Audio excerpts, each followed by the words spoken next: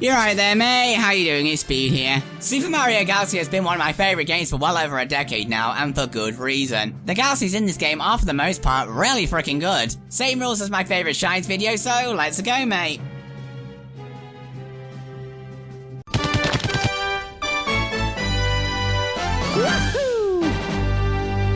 Most of the secret stars in this game aren't exactly too hard to find, but for some reason Beach Ball Secret took me forever to find it as a kid, stuffed in a chest to the far right side, and the star itself is pretty fun to get. This is the best use of the ice flower in the game, using them to wall jump up waterfalls. However, you gotta be quick as it is timed, but it's satisfying to pull it off. Sure, getting the Cataquack to this star can be a bit of a pain on the ice planet, you bloody sod, but the rest of the star more than makes up for it. Also on a side note, I find it really funny that if you open that chest with the golden shell and the second star, and then complete this star, you can select this star to go straight to the third one. It's banterous.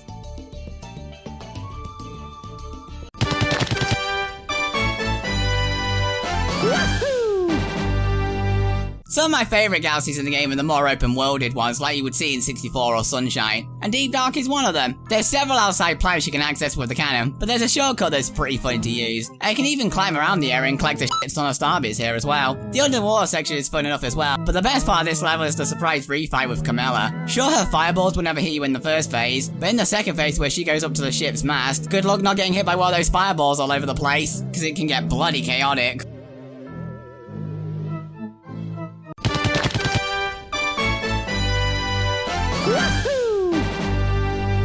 As a whole, I think the engine room was the weakest dome in the game, but I did get a huge kick out of the first level in Toytown Galaxy, and here's why. You can beat it without the spring mushroom. The insane shortcuts you can pull off.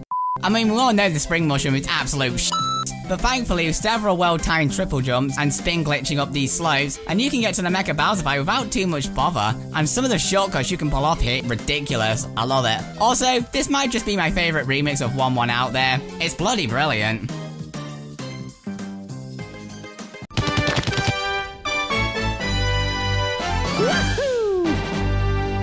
Ghostly Galaxy is one of my favourite galaxies in the game, with its atmosphere and each star being very memorable. But whilst rescuing Luigi was really enjoyable, the third star is my favourite of the bunch. It introduces these bomb foods which you can grab by their tongue to blow shit up. Following that is a section with the slim pods of spiders can be a surprising pain in the bum at times. That's bloody payback. Speaking of payback, this is for trapping my bro.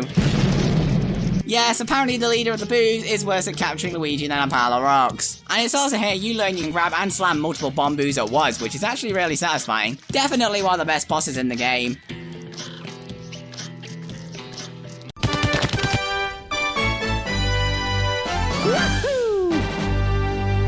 Most of the smaller galaxies are pretty average to be fair, but Your Base is one of the most memorable galaxies in the game, mainly thanks to the music. It's such a shame this is the only time this song is used as it's bloody amazing, and it's also here you'll most likely find your first green star. But the real reason this star is on the list is the climb up to the Pokeball. You're meant to spin the screw to get the tower moving, but you can beat the whole thing without it. Even this blue star chip tucked inside here, it makes for a really enjoyable challenge.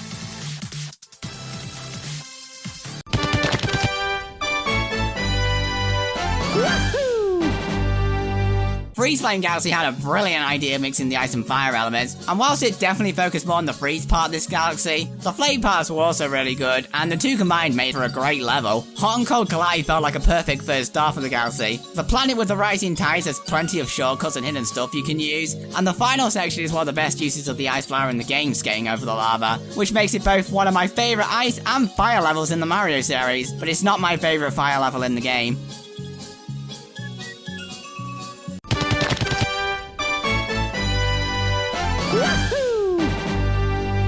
Desert levels have been a staple in this series ever since the remake of Doki Doki Panic, and Dusty Dude's Galaxy is probably my favourite desert level in the series. The visuals and the music captured the atmosphere of being in a desert borderline perfectly. Its main gimmick is these tornadoes that you have to spin in to get some serious airtime, because that quicksand is way worse than a bottomless pit. Also, how the f does Mario not break his neck doing that? Following that is a pretty decent 2D section where you have to outrun a giant frickin' boulder, and the final section has you climbing up a tower using wall jumps and those tornadoes again. It's a great start with a great atmosphere.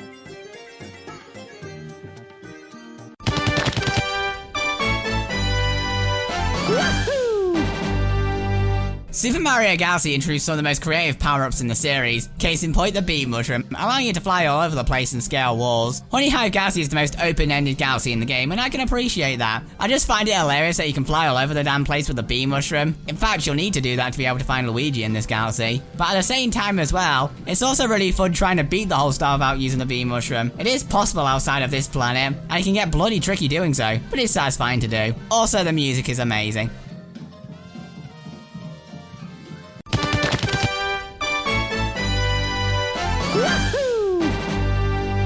When the final level is done right, it often ends up being one of my favourites, and Bowser's Galaxy Reactor is no exception. I love just about everything about this galaxy. The anti-gravity walls you have to traverse, seeing various elements throughout the game being brought back, with the perilous platforming on the fire and desert planets. I loved the ice physics in the Galaxy games, that was awesome to see on the ice planet. And the 2D space junk section was also really enjoyable, even if it took me way longer than I like to admit to work out how to avoid all of that fire. All the way up to this tunnel where everything wants to absolutely murder you, to the right cracking final boss at the end. I think the best part of this galaxy has to be the music though. From the stage theme to the final boss themes, it all creates a fantastic sense of finale. However, there is one level I like a bit more.